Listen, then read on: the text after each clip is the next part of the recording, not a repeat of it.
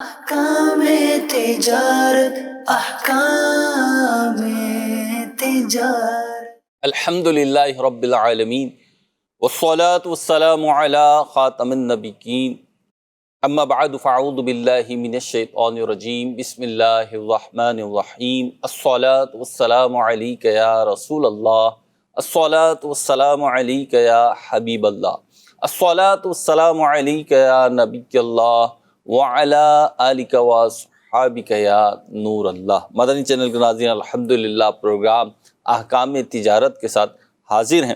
درود پاک کی فضیلت شامل کریں گے اور پھر انشاءاللہ آپ کے سوال کے ساتھ مفتی صاحب کی بارگاہ میں حاضری دیں گے۔ نبی کریم رؤوف الرحیم صلی اللہ تعالی علیہ وسلم کا فرمان مبارک ہے کہ بے شک اللہ پاک نے ایک فرشتہ میری قبر پر مقرر فرمایا ہے جسے تمام مخلوق کی آواز سننے کی طاقت دی، پس قیامت تک جو کوئی مجھ پر درود پاک پڑھتا ہے تو وہ مجھے اس کا اور اس کے باپ کا نام پیش کرتا ہے، کہتا ہے فلاں بن فلاں نے آپ پر اس وقت درود پاک پڑھا ہے۔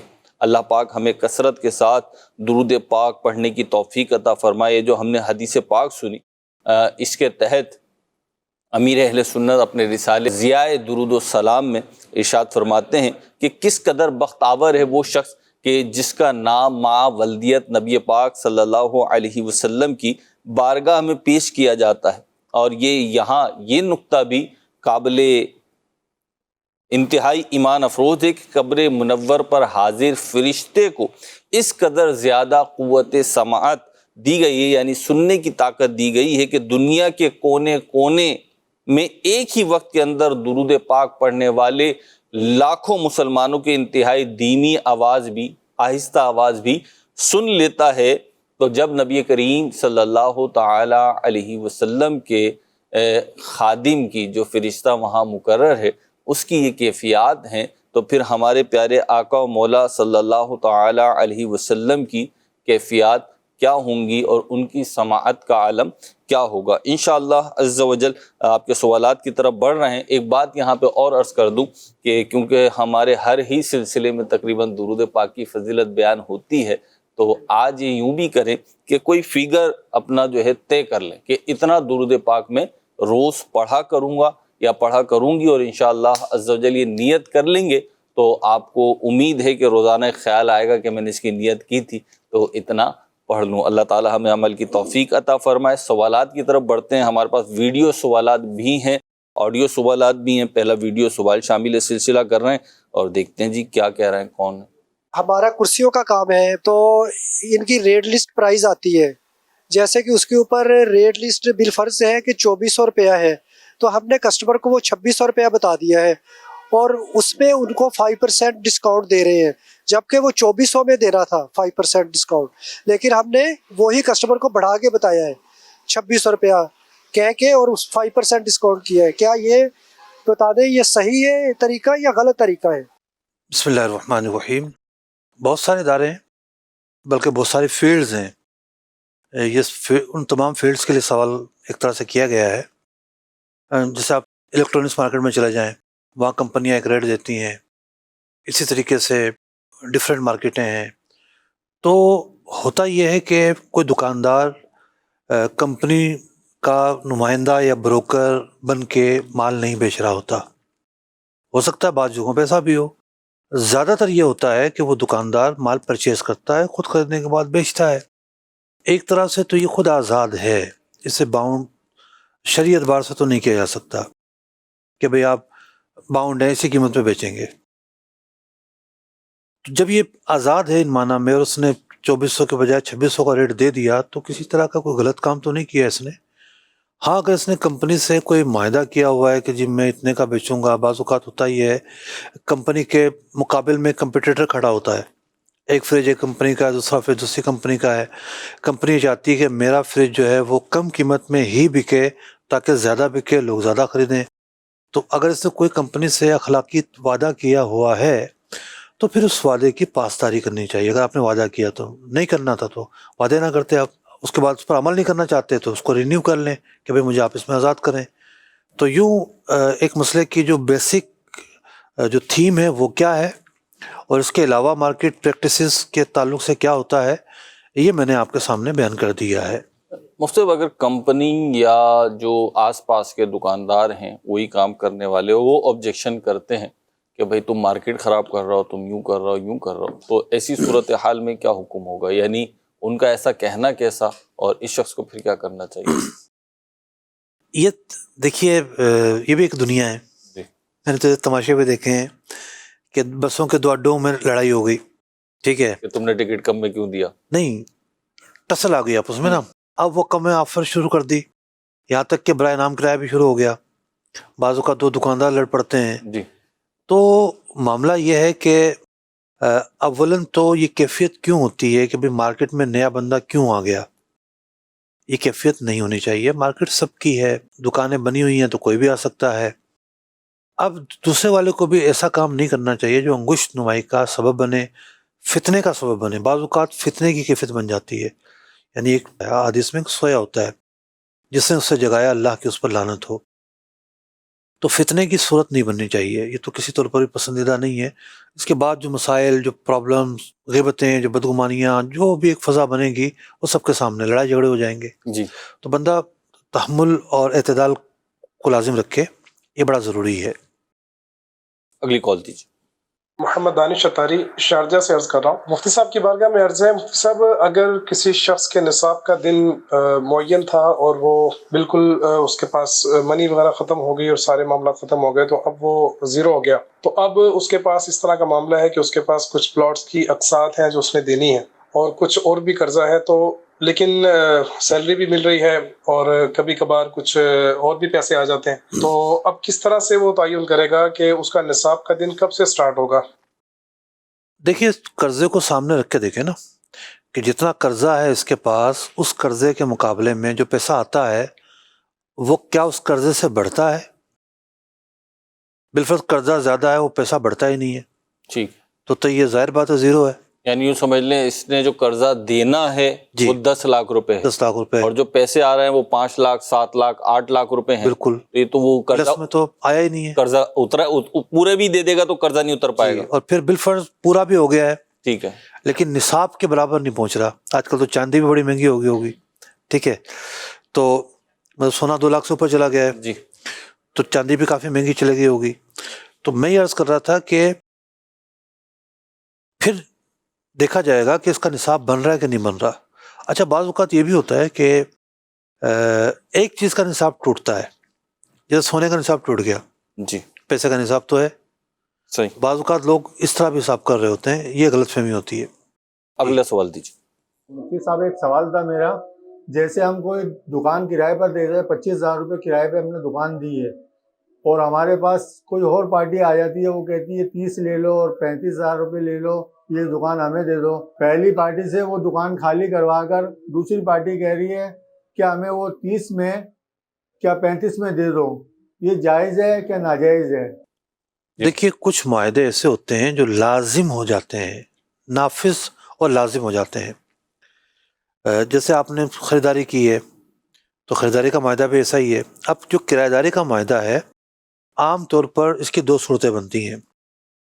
ایک یہ بنتی ہے کہ آپ نے 11 مہینے کا معاہدہ کیا ہے، جی اور ایک یہ کہ آپ کا مہینے کا معاہدہ چل رہا ہے۔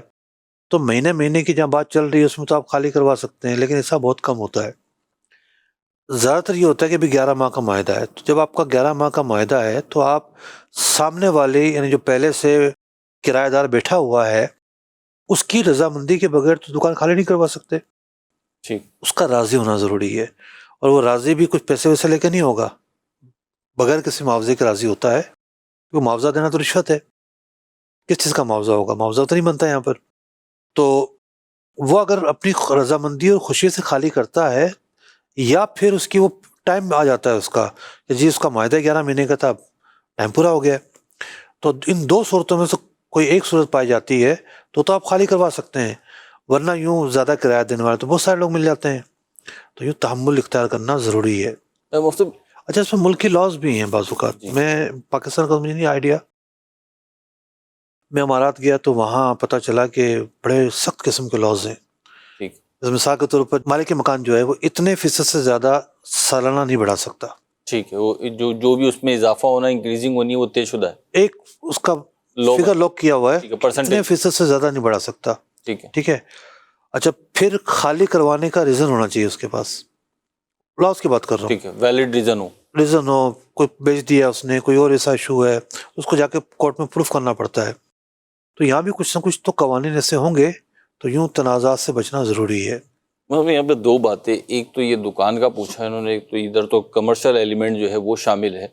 لیکن بعض اوقات ریزیڈینشیل جو مکانات ہوتے ہیں، گھر ہوتے ہیں، وہاں پہ بھی کالونیز ہوتی ہیں، وہاں پہ بھی یہ ہوتا ہے کہ کرایہ دار کو فارغ کیا جاتا ہے. اچھا ہمارے یہاں بالعموم پاکستان میں یا شاید دنیا بھر میں جو ایگریمنٹ بنتے ہیں وہ 11-12 ماہ کے ایگریمنٹ بنتے ہیں. 11 ماہ کا بنتا ہے کہ 12 مہینے کا 1 مہینہ دے کے وہ اسے فارغ کر دیتے ہیں.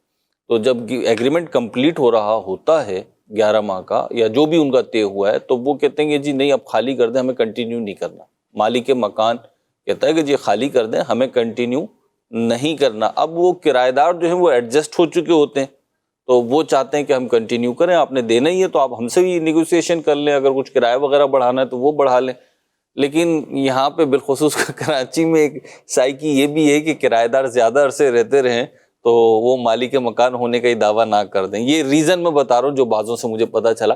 تو وہ چاہتے ہیں کرایہ دار چینج ہوتا رہے، تو وہ ایگریمنٹ کے بعد اس سے خالی کرا لیتے ہیں. اب اس میں کچھ بھی بہانہ کرنا پڑے یا ویلڈ ریزن دینا پڑے یا سچ بولیں، وہ خالی کراتے ہیں اور پھر دوسرے کو دے دیتے ہیں. اس سارے عمل کو آپ کیسے دیکھتے ہیں؟ دیکھیے جھوٹ بولنے کی گنجائش تو نہیں ہے نا. آپ کا رائٹ ہے، دونوں کو اپنے رائٹ سمجھنے چاہیے. کرایہ دار کو سمجھنا چاہیے کہ میں کرایہ دار ہوں. وہ ایک پنجابی میں کہتے ہیں نا، نوکر کی تو نخرا کی. جی جب ایک بندہ ملازم ہے تو پھر کسی چیز کا نخرا، جس کام پہ نوکری کی وہ کرنا ہی کرنا ہے. اسی طریقے سے جب آپ کرایہ دار ہیں تو آپ مالک مکان تو نہیں ہے. اللہ پاک آپ کو اپنا گھر نصیب فرمائے برکتوں والا، کوشش بھی کریں. لیکن یہ تو آپ کو سمجھنا چاہیے کہ میں کرایہ دار ہوں، میرے کیا لمٹس ہیں. ایسا نہیں کہ ہر بندہ اٹھا دیتا ہے. اگر ایسا ہوتا تو سڑک پہ جو ہے نا آپ کو رکشے اور منی بسیں اور کاریں کم نظر آتی اور سامان لوڈنگ کے ٹرک زیادہ نظر آتے. جی ایسا کم ہوتا ہے. زیادہ تر جو معاملہ یہی ہے کہ رہے ہوتے ہیں کرایہ دار، پیار محبت کے ساتھ مالک مکان کے ساتھ ڈیل کر کے رہے ہوتے ہیں. تو اچھے مالک مکان بھی ملتے ہیں. تو اگر کہیں مالک مکان کی طرف سے تقاضا ہے کہ جی آپ کا ایگریمنٹ پورا ہو گیا تو خالی تو کرنا پڑے گا. ریکویسٹ کر سکتا نہیں، اس کے پاس جو رائٹ ہے، ریکویسٹ کے علاوہ تو کوئی رائٹ نہیں اس کے پاس مدت پوری ہونے پر. ٹھیک ہے، زیادتی کہیں سے نہیں ہے پھر اس صورت میں. زیادتی تو نہیں کر سکتے اس کو. نو ڈاؤٹ ایکسپینس بڑھ جائیں گے، ٹھیک ہے نا، ایکسپینس بڑھیں گے، شفٹنگ ہوگی، لوڈنگ ہوگی، بہت ساری چیزیں ہوں گی. لیکن معاہدے کی ورنہ اہمیت کیا رہے گی؟ اگر 11 ماہ کا معاہدہ ہی نہ مانا جائے تو پھر معاہدہ کس چیز کا نام ہے؟ معاہدے کی بھی تو ایک اہمیت ہے نا. تو یہ جو دونوں سوال ہوئے، اس کالز ہیں ہمارے پاس، اس کی طرف بھی بڑھتا ہوں، لیکن اس وقت ایک اور چیز ذہن میں آ رہی ہے کہ وہ ڈسکس ہو جائے، کچھ تجارتی حوالے سے بھی کچھ اخلاقی اعتبار سے بھی. ان دونوں سوالات کا جو پیچھے چیز ہم دیکھتے ہیں وہ یہ ہے کہ اطمینان، سہولت، خواہش اور ایک فیصلہ. وہ میرا اطمینان ہے، میری راحت ہے، میری خواہش ہے، میرا فیصلہ ہے، تو میں چاہتا ہوں اب چاہے کچھ بھی کرنا پڑے یہ حاصل ہو جائے. یہ کاروباری معاملات میں بھی ہوتا ہے، انسان کے مختلف رویوں میں دیکھنے میں آتا ہے. آپ چاہیں تو اسے ایکسپلین کر دیں، میں کلوز کر کے بیان کر رہا ہوں. تو اس میں کیسے اپنے آپ سے کیسے ڈیل کریں؟ کیونکہ جیسے دکان والا سوال آیا اس میں بھی یہی کہ نہیں جی یہی والی لینی ہے، حالانکہ دکانیں ختم تو نہیں ہو گئی ہیں، اور بھی ہوں گی، لیکن یہی والی لینی ہے، یہ موقع کی یا جو بھی اس نے وہ فیصلہ کیا ہے جس بنیاد پہ، لیکن بہرحال وہ دکان اٹھی ہوئی ہے. اسی طریقے سے گھر میں، اسی طریقے سے رشتوں میں، اسی طریقے سے دیگر چیزوں میں. دیکھیے میروز بھائی، جیسے جیسے مہنگائی بڑھی ہے تو لوگوں کی افکار اور فکریں جو ہے نا اس میں مزید اضافہ ہو گیا ہے. یعنی جو ایک کرایہ دار آدمی ہوتا ہے نا تو وہ ویسے ہی ایک انڈر پریشر ہوتا ہے. گھر نہیں ہے میرا، ٹھیک ہے نا، مالک مکان کسی وقت بھی خالی کر سکتا ہے، کو بچوں کو شادیاں کرنی ہے اس کو. مطلب اپنا گھر میں تو یہ ہوتا ہے کہ خاص طور پہ جو زمین کا گھر ہے کہ بھئی اوپر ایک کمرہ بنا لوں گا، یہ کر لوں گا. تو گھر نہ ہونا ایک بڑی پریشانی ہے، اور گھر ایک بنیادی ضرورت ہوتی ہے. ایک کانفرنس تھی کسی ادارے کی طرف سے، بہت بڑی کانفرنس تھی، ملک کی سطح پہ ہونے والی ایک اہم سرگرمی تھی. ٹھیک، اس میں وزیر خزانہ تھے اور بہت سارے بینکوں کے پریزیڈنٹس آئے ہوئے تھے، کارپوریٹ سیکٹر کے بڑے سیٹ صاحبان آئے ہوئے تھے، بہت بڑا حلقہ احباب تھا. مجھے بھی اسپیچ کرنے کا موقع ملا اور وہاں میں نے دیگر باتوں کے ساتھ ساتھ، کیونکہ اسٹیٹ بینک کے نمائندے بھی موجود تھے، ایک نقطہ میں نے وہاں یہ بیان کیا کہ ٹھیک ہے ہم سود کے خاتمے کے تعلق سے متبادل کوششوں کا ذکر کر رہے ہیں اور یقینی طور پر سود کا خاتمہ ہونا ضروری ہے. اور سود ایسا نہیں ہے کہ صرف سودی بینک ہی سود عام کرتے ہیں، نجی سطح پر بھی کاروباری لوگ جھگڑے ہوئے ہیں سودی کاموں کے اندر. تو نجی طور پر جو سود ہے اس کا بھی خاتمہ ہو، بینکنگ سیکٹر سے، فائنینشیل جو انسٹیٹیوٹس ہیں ان سے بھی خاتمہ ہونا ضروری ہے. لیکن ایک سوال تو اپنی جگہ کھڑا رہے گا، بینک کا، مالیاتی ادارے کا اور ایک کارپوریٹ سیکٹر اور ایک سیٹ کا تعلق تو سمجھ میں آتا ہے. اس کو فائنینس چاہیے، بینک نے فائنینس دے دی، چلو جائز طریقے سے دے دی، لیکن غریب کہاں کھڑا ہوا ہے؟ غریب تو کہیں بھی کھڑا ہوا نہیں ہے. اگر آج کوئی اسلامی بینک سے بھی گھر لینا جاتا ہے تو بولیں گے کہ بھائی آپ کو 1.5 لاکھ روپے مہینے دینا پڑے گا، اتنے سال کی لمٹ پہ گھر ملے گا، اس کی تو تنخواہ 75,000 ہے، وہ 1.5 لاکھ روپے کہاں سے لے کر آئے گا؟ تو ایک نقطہ وہاں میں نے یہ ایڈریس کیا کہ ریاست کی ذمہ داری بنتی ہے کہ وہ جو ایک تصور ہے کہ اسلامی فلاحی ریاست، آج اس وقت جو ہے وہ اسلامی بینک بھی جو ہے وہ 20% پر آپ کو کوئی چیز بیچے گا، بیچتا ہے، وہ مرابہ کریں گے آپ، بیچتا ہے آپ کو.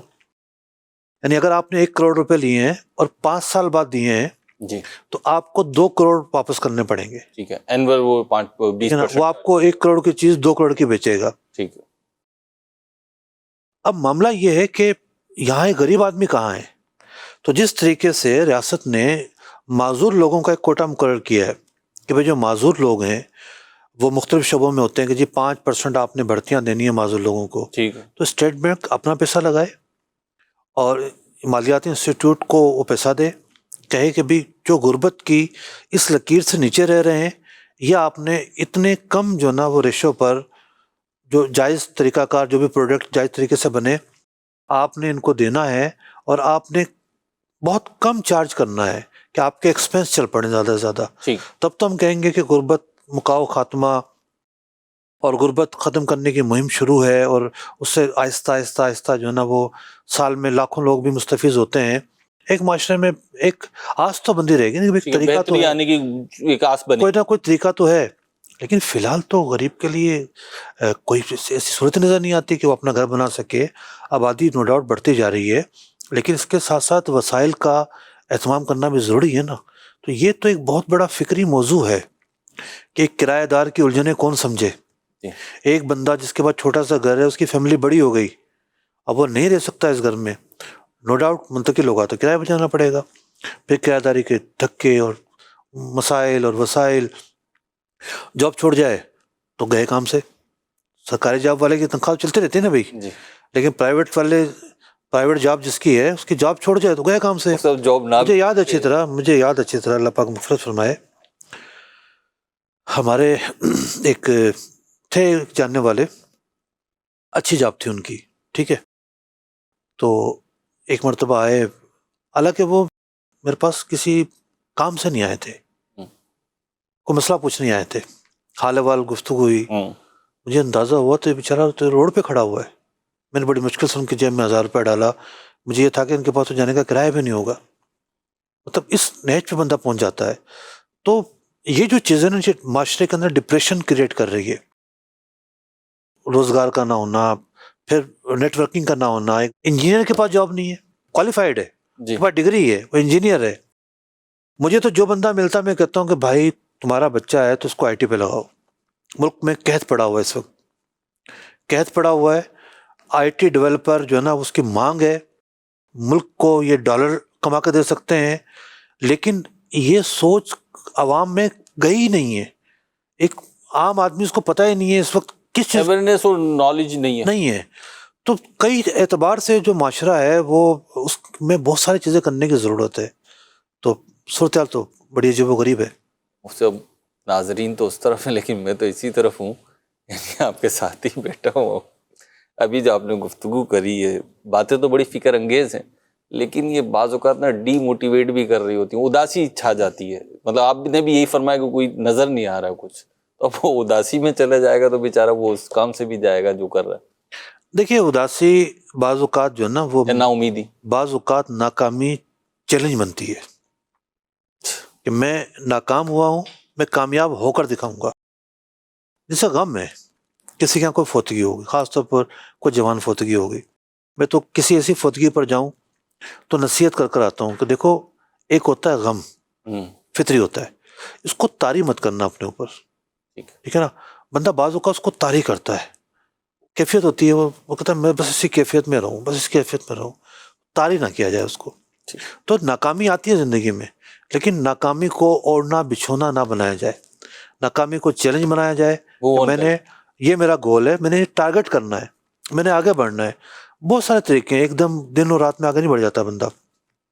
اگر کوئی خود غریب ہے وہ اپنے بچوں کی پلاننگ کرے کہ میں اپنے بچوں کی کیا لائن لوں، تعلیم پر خرچ کرے، ہنر مندی پہ خرچ کرے. اب وہ دیکھے کہ میرے بچے اپنے پاؤں پہ کھڑے ہو جائیں. تو یہ کوئی 20 سالہ پلاننگ ہے، صبح شام کی پلاننگ نہیں ہے، یہ ٹائم لگے گا، لیکن آپ کا گول تو پہلے آئے. مقصد کیا ہے، کہاں جانا چاہتے ہیں آپ، جہاں جانا چاہتے ہیں وہ جگہ ہے صحیح کہ نہیں ہے، یہ معاملہ ہے. ٹھیک ہے جی، گیو اپ نہیں کرنا، آہستہ آہستہ ہی چلیں، لیکن چلیں ایک راہ کا تعین کر کے، جائز اچھی کامیابی کی راہ کا تعین کر کے آگے بڑھتے چلیں. اللہ پاک برکت عطا فرمائے مفتی صاحب کو بھی، آپ کو بھی. اگلی کال کی طرف بڑھتے ہیں، بلکہ اگلا ویڈیو سوال ہم شامل سلسلہ کر رہے ہیں. جی جناب. ہمارے پاس جیسے گاڑی آتی ہے کسی کام کے لیے، ریڈیٹر وغیرہ کام کے لیے، وہ کام تو ہم کر لیتے ہیں، لیکن ہم گاڑی والے کو بولتے ہیں کہ بھائی اب یہ سامان بھی آپ کا خراب ہے، تو وہ مطمئن ہو جاتا ہے کہ شاید صحیح کہہ رہا ہے، اس وجہ سے ہم وہ سامان بھی چینج کر دیتے ہیں اپنی دکان کا سامان نکالنے کے چکر میں. تو اس وجہ سے گاڑی کی لائف وغیرہ بڑھ جاتی ہے اور گاڑی کا کام بھی اچھا ہو جاتا ہے. لیکن میں نے کسی پہ بھروسہ کیا نا کہ بھائی تم جو بہتر سمجھتے ہو کر لو، تو میں نے اس کو امانت دار بنایا ہے. صحیح. اب وہ کہیں بھی ڈنڈی مارے گا تو بددیانتی کرے گا. انہوں نے ماشاءاللہ بڑا اچھا سوال کیا ہے. قوم جو ان کا اپنی قوم ہے، ان کی یعنی ہنر مند اور میکینک جو لوگ ہیں، ان کی ترجمانی کی ہے انہوں نے کہ بعض لوگ یوں کرتے ہیں. تو اگر آپ بلا وجہ میں اس کی گاڑی میں اضافہ کر رہے ہیں، آپ اگر یہ کہیں کہ بھئی یہ چیز کافی پرانی ہو گئی ہے، گاڑی میں ایسا ہوتا ہے، کچھ چیزیں وقت کے ساتھ ساتھ ریپلیس ہو رہی ہوتی ہیں. ٹھیک ہے. لیکن کچھ چیزیں ایسی ہوتی ہیں آپ ان کے بارے میں کہہ نہیں سکتے یہ کب ریپلیس ہوگی. چل رہی ہے تو چل رہی ہے. ٹھیک ہے. وہ کہتے ہیں چل رہی ہے تو گاڑی ہے، کھڑی ہوئی تو گدھا گاڑی ہے. ٹھیک ہے، تو پھر اس کو گھسیٹنا پڑتا ہے. تو گاڑی میں تو خاص طور پر پرانی گاڑی میں تو آپ نہیں کہہ سکتے. تو جب آپ کو پتہ ہی نہیں ہے، بعض چیزیں ہوتی ہے، جیسے انجن ہے بتا دیتا ہے کہ بس میں تبدیل ہونے والا ہوں، تو اپنی رائے دیانت دارانہ طریقے سے دیں، اپنا مفاد سامنے رکھ کے نہ دیں. بعض مکینک کہتے بھی ہیں کہ اتنا کام میں نے کر دیا ہے لیکن یہ کام ہے، اس میں کروا لیجئے گا سہولت سے. ایسا میں نے دیکھا ہے. ایسا ہے. میں یہ عرض کرتا ہوں کہ زیادہ تر معاشرے کے جو لوگ ہیں وہ اچھے ہیں. ٹھیک ہے. وہ ایسا نہیں کہ چیٹر ہیں، اچھے ہیں. بھروسہ پوری مارکیٹ میں خربوں کا لین دین روزانہ ہوتا ہے، ٹرسٹ پہ چل رہا ہے، بھروسے پہ چل رہا ہوتا ہے. اچھے لوگوں کی کمی نہیں ہے، برائی ہائی لائٹ ہوتی ہے. تو ہائی لائٹ چیزیں تو نظر آ جاتی ہیں، صحیح، اچھائی نظر نہیں آتی بعض اوقات. ٹھیک ٹھیک. چلیں جی اگلے سوال کی طرف بڑھتے ہیں. میرا مفتی صاحب کی بارگاہ میں ایک سوال عرض ہے کہ ہم نے اسلام آباد سے کراچی کے لیے ایک گاڑی بک کری، لیکن جس بندے سے ہم نے گاڑی بک کری اس نے ہم سے جو ہے 65,000 روپے میں بکنگ کری، اور جس کی گاڑی تھی جو ہمیں کراچی لے کے آیا اس بندے نے جو ہے اس بندے کو 50,000 روپے دیے. جو 15,000 جو اس بندے نے رکھے، آیا ایسے پیسے رکھنا کیسا؟ جواب ارشاد فرما دیجیے. دیکھیے جائز ہے، کیونکہ وجہ یہ ہے کہ ایک آدمی نے کام پکڑا ہے، وہ کام پکڑ کے خود وہ کام کرے ضروری تو نہیں ہے. اس نے تو آپ کو ایک سروس دے دی کہ ہم نے آپ کو یہ کام کرنا ہے، آپ کو حیدرآباد تک اس طرح گاڑی میں پہنچانا ہے. ٹھیک ہے. اب وہ آدمی ظاہر بات آگے گیا ہے، اس نے مارکیٹ میں کوئی بندہ پکڑا ہے، ڈرائیور پکڑا ہے، گاڑی پکڑی ہے، پورا لائن اپ کیا ہے، تو اس میں تو کوئی حرج نہیں ہے. وہ ڈرائیور کو اگر نہ بتائے کہ جی میں نے 65 لیے یا 70 لیے، اور ڈرائیور کو بولے جی یہ پارٹی ہے اور یہ 50,000 روپے میں لے کے جائے. دیکھیے فقہ نے ایک مسئلہ لکھا ہے، ایک درزی کے پاس کوئی کپڑا لے کر آتا ہے، ضروری نہیں کہ یہ خود کپڑا سی کر دے گا. ٹھیک ہے. کسی اور سے بھی سلوا سکتا ہے. کسی اور سے سلوائے گا تو اپنا نفع تو رکھے گا نہیں، یہ اس کو کم دے گا، خود نے زیادہ میں لیا، یہ تو روٹین کی چیز ہے. تو اسی لیے میں نے کہا کہ اس نے کوئی ایسی چیز نہیں کی. آپ کے اوپر تھا کہ آپ تھوڑی اور مطلب کہ مختلف جگہوں پہ جاتے کہ بھئی میں ایک کے پاس سے گیا ہوں، میں ڈیفرنٹ جگہوں پہ کو بھی دیکھ لوں، بعض اوقات یہ ہوتا ہے، جیسے میرے ساتھ کئی دفعہ ایسا ہوا ہے کہ جیسے ہم پچھلے 1-2 مہینے پہلے ہی گئے تھے، ہم الکرم پہ آگے کھڑے ہو گئے، ہوں، ٹھیک ہے. اب وہاں سندھ سے جو گاڑیاں آئی ہوتی ہیں انہیں جانا ہوتا ہے واپس. انہیں جانا ہوتا ہے اور وہ کھڑے ہوتے ہیں. جی. اچھا، ان سے بھی وہ اسٹاپ پہ کھڑے ہونے کے پیسے لے رہے ہوتے ہیں 500-700 روپے. ہوں. تو وہ ہمیں گاڑی بڑی سستی میں مل گئی. ہوں. اب اگر میں گھر بیٹھ کے فون پہ کسی بروکر کو انوالو کرتا تو لامالا وہ اپنے پیسے رکھتا. صحیح ہے. تو مجھے بھی تو پتا ہو نا بھائی راستے کیا اور راستہ کیا ہے. ٹھیک ہے. میں اس راستے پہ آؤں ہی نہ، صرف گھر بیٹھ کے جناب میں صرف فون پہ کام چلاؤں، تو یہ تو ہوگا نا بھائی. یعنی اس سے آپ یہ کہہ رہے ہیں کہ اس ڈرائیور کا 15,000 روپے کا لاس نہیں ہوا، لیکن جانے والے مسافر جو تھے انہوں نے 15,000 روپے اضافی دے دیے، اگرچہ وہ جائز معاملہ ہو گیا، وہ تو مفتی صاحب نے پہلے بتا دیا ہے. ایک اور بات ہے یہاں پہ سب جو میری فیلنگ آ رہی، بعض اوقات یوں ہوتا ہے کہ کاروبار میں ہوتا ہے یہ بزنس میں کہ ایک چیز میں نے بیچی ہے، فروخت کی ہے، سروسز دی ہیں، اور جو میری اپنی ایک کہہ لیں میرے ذہن میں تھا کہ اس پہ اتنا منافع ہونا چاہیے، اتنے کی جانی چاہیے، اتنے کی ہی گئی ہے، میں نے لاس نہیں کیا. لیکن اب آ کے نا کوئی تیسرا بندہ بتاتا ہے یار آپ نے اتنے کی دے دی ہے تو اتنے کی چلی آتی. اب جو وہ ایک خوشی کی کیفیت تھی نا سودا ہونے پر، ایک اچیومنٹ پر، وہ بیچاری خوشی جو ہے نا اس کی مان پڑ جاتی ہے. تو ایسا نہ کریں میرا خیال ہے. مجھ سے دیکھیے حسرت تو ایک فطری بات ہے نا، حسرت تو آتی ہے. اب وہی ہے کہ ایک تو ایک حسرت کا خیال آیا، جی اور اس کے ساتھ ہی اگر صبر کا خیال آ جائے کہ بھئی جو نصیب میں تھا مل گیا، صحیح ہے، آئندہ میں بھی جو ہے نا تھوڑی سی اچھی بہتر پوزیشن کروں گا. اختیار کروں گا، ٹھیک ہے، اور میں بھی ان چیزوں کو سامنے رکھوں گا. صحیح ہے. تو یوں کیا جائے، نا شکر نہ کی جائے. ٹھیک ہے. اگلا سوال دیجیے. جی. کہ جب میں نے کاروبار شروع کیا تھا نا تو اس پہ میں نے ایک نیت کی تھی کہ میں ڈیلی بیس پہ جو 100 روپے ہے نا وہ اللہ کے یعنی کہ اللہ کی راہ میں نیک کاموں کے لیے جہاں دل کرے گا خرچ کروں گا. ابھی کام جو نا وہ کوئی تقریباً 6 ماہ سے بالکل بند ہو گیا. اب اس پہ کیا حکم آئے گا؟ مشکل سے کبھی 1100، کبھی 1200، کبھی 1000. یہ ساری سیل ہوتی ہے سارا دن بیٹھ کے کمائے گا. وہ کہہ لیں منت میں نے مانگی تھی یا دعا کی تھی تو ابھی وہ بھی میں نکال نہیں پاتا، گھر کے اخراجات بھی کچھ ہے. تو اس پہ کیا حکم؟ لوگوں کی نا جو قوت خرید ہے جی. بہت کم ہو گئی ہے. مجھے کوئی کہہ رہا تھا کہ بھئی 1,00,000 روپے جو ہے نا 60,000 کے برابر ہو گئے. جو آپ 60,000 سے خرید سکتے تھے 1,00,000 کی خریدنی پڑ رہی ہے. Almost double. ایسا ہو رہا ہے. تو گاہک بھی کم ہو گئے، مارکیٹ میں کم ہو گئے ہیں. ٹھیک ہے، ہر چیز، کیونکہ مہنگائی صرف ایسا نہیں کہ بھئی ایک چیز بڑھی ہے، ہم کہتے ہیں بھی پیٹرول بڑھا ہے. جب مہنگائی بڑھتی ہے تو ہر چیز بڑھتی ہے. اب ایک مثال کے طور پر آپ نے پلمبر کو بلوانا ہے، کوئی کام کروانا ہے، جی. تو اس میں 50 چیزیں آئیں گی آپ کی، ہر چیز پر قیمت پلس ہو چکی ہے. جی. تو یوں اس وقت تو ایک متوسط آدمی جو ہے بہت ضروری خریداری کر رہا ہے. اس سے مجھے اس کی فیلنگ ہوئی ابھی 2-4 دن پہلے، یعنی اتنی واضح نا کہ کافی عرصے سے مارکیٹ میں ہی ہوں میں، ایک جگہ سے میں گزرتا ہوں تو رش ہوتا تھا. اچھا یوں تو ہے کہ کبھی کبھی رش نہیں بھی ہوتا، لیکن ابھی میں محسوس کر رہا ہوں کہ رش میں بہت فرق پڑا ہے. آلموسٹ مجھے 20-30% کا فرق لگ رہا ہے ٹریفک میں اس روڈ پر، اور وہ مارکیٹ ایریا ہے جہاں کی میں بات کر رہا ہوں. تو ظاہر سی بات ہے مارکیٹ لوگ خریداری کرنے آتے تو انہی کی گاڑیاں ہوتی تھی، تو وہ کمی آئی ہے. دیکھیے اس مہنگائی کو سامنے رکھ کے بڑا اچھا موقع ہے. مطلب ویسے تو مہنگائی کو اچھی چیز نہیں ہے. ہم اپنے معاشرے میں پائے ہوئے بہت سارے رسم و رواج کا خاتمہ کر سکتے ہیں. ہمارے کتنے اخراجات ایسے ہیں جو رسم و رواج کی نظر ہو جاتے ہیں. آدمی سارا دن کولوں کی طرح پستا ہے، پیسے کماتا ہے، اتنے غیر ضروری فنکشنز ہوتے ہیں اس میں پیسے چلے جاتے ہیں. ہم جہیز جو ہے اس کی فگر کو کم کریں، اس کو آئیڈیل بنا دیں کہ بھی 4 چیزیں بھی لے آئی لڑکی تو کافی ہے. ٹھیک ہے نا، ویسے تو مانگ کے لینا ہی نہیں چاہیے، لیکن کتنا سونا دے گا آپ کوئی آدمی؟ 2 لاکھ روپے سے زیادہ پر سونا ہو گیا تولہ، کیسے غریب آدمی شادی کرے گا بچیوں؟ ایسا ہی ہے. ہم جہیز کے تعلق سے بہت ساری چیزوں میں کمپرومائز کریں. ہم اخراجات کے تعلق سے 200-400 بندے بلانے کی کیا ضرورت ہے میرے بھائی؟ ٹھیک ہے نا، بہت محدود سطح پہ دعوت کریں، 1 ڈش کھلائیں.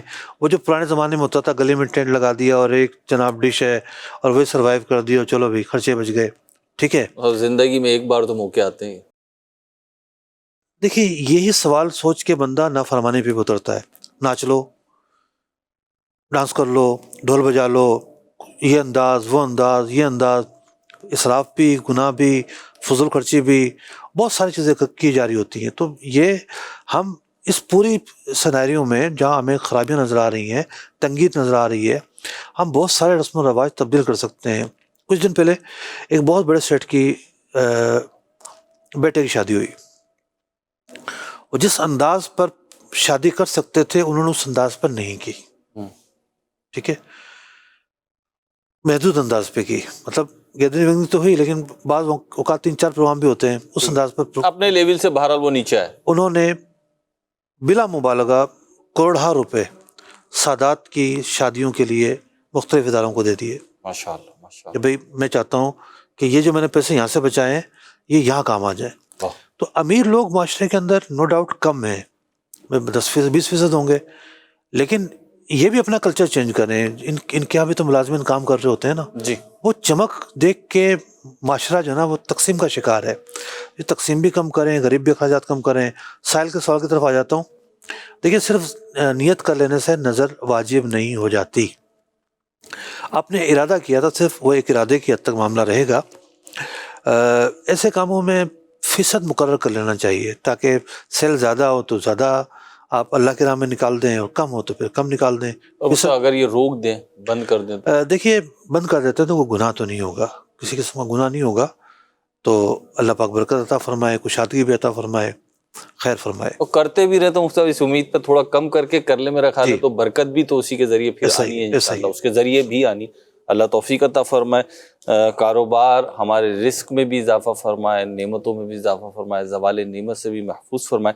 مدنی چینل دیکھتے رہیے. صلو علی الحبیب صلی اللہ تعالی علی محمد صلی اللہ علیہ وسلم. احکام تجارت، احکام تجارت.